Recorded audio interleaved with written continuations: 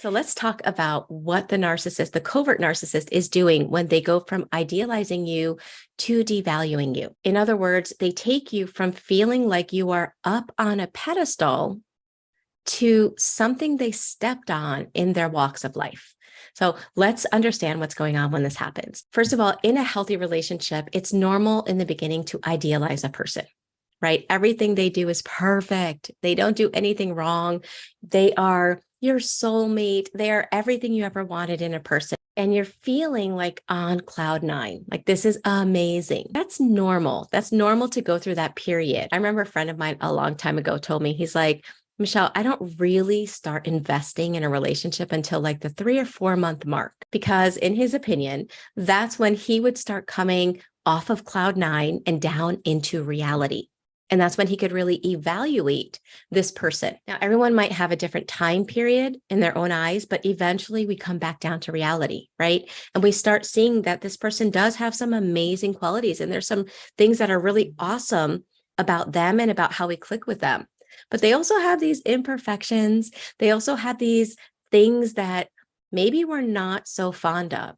That's normal. So here's where normal relationships and narcissistic relationships start to take a really serious turn, right?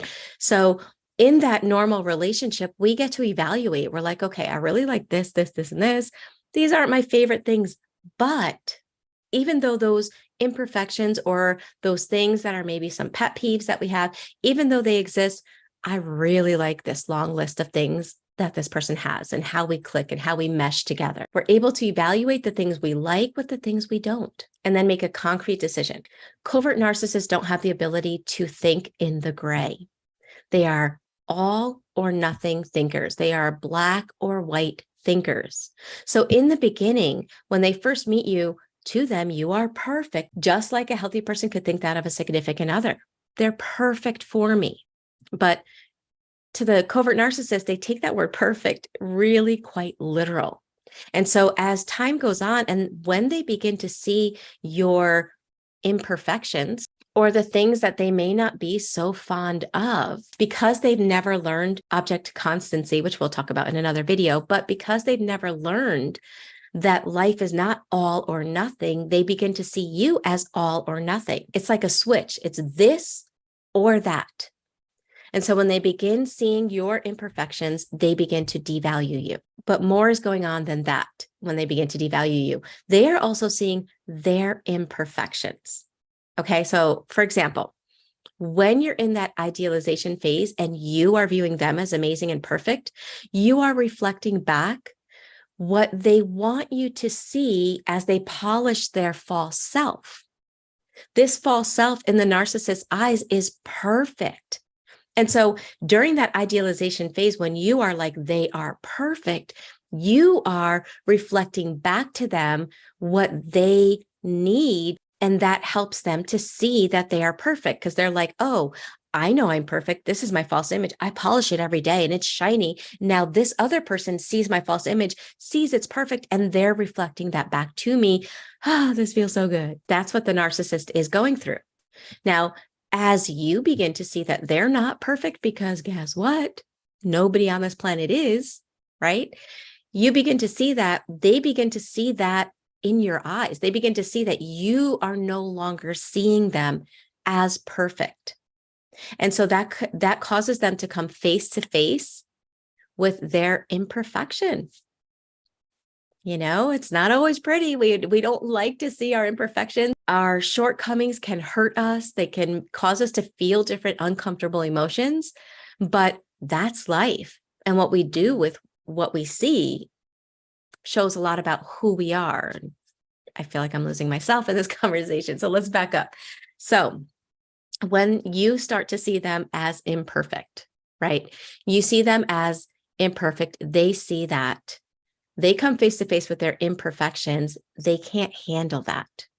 They cannot self-reflect. They cannot look at themselves in the figurative mirror and allow themselves to see that this perfection that they think they have isn't real. And so the shame and the pain and the discomfort of seeing their imperfections, they don't like, and they fling onto you, what they don't want to see in themselves. So for example, if you start seeing like, wow, this person is really demanding 24/7 of my time, and they're really being selfish, and they're not really thinking about me, they're only thinking about themselves. And you bring that to them, they will twist it. Instead of reflecting, a normal relationship would reflect and be like, wow, I am really asking a lot. I'm really sorry. I didn't realize that. You know what? You need your time. You got it. I hear you. It's fine. They don't do that. They'll twist it and be like, you know what? I can't believe you're saying that. They'll start flinging who they are, what they're feeling onto you so they don't have to feel it. So they're feeling shame, right? At their imperfection. They'll do things to make you feel shame so that then they're not feeling it. In their brain, when they start devaluing you, what they're actually doing is separating their black and white thinking on how they see themselves. So they're feeling shame. They provoke you to feel shame. And then in their brain, they're like, oh, I wasn't feeling that. That's him or her. They're feeling the shame. I feel perfect. Here's my self-image. Perfect. And so the reason why I want to make this known is because I know in my case, and let me know in the comments section if this relates, if you can relate to this, but I know in my case, when that happened and I didn't understand it, there's something that the covert narcissist does that can really mess with your head. Okay. The covert narcissist not only goes from idealizing you to devaluing you, but it's something they only do with you. So in other words, if you have a friend group or you're around different people or family members, work relationships, they will continue to idealize others, and they will continue to love bomb others. So the behavior changes with only you. And this can be really confusing because then you're like, well, wait a second. You know, we all used to be treated a certain way, but now I'm the odd one out. Now they're continuing to treat everyone else so amazing, and everyone else is reflecting that back. Wow, you're so amazing. Yes, look at my false image. It's so amazing and perfect. Others are reflecting that back, but they're not being amazing with me anymore. They're literally flinging all of the things they don't want to feel onto you, causing you to feel horrible. And in that way, they use you feeling horrible and the people around them that view them as amazing to split their personality. You become the garbage pail of everything they don't want to be, and everyone else reflects back to them that they're perfect. That's their way of splitting their personality.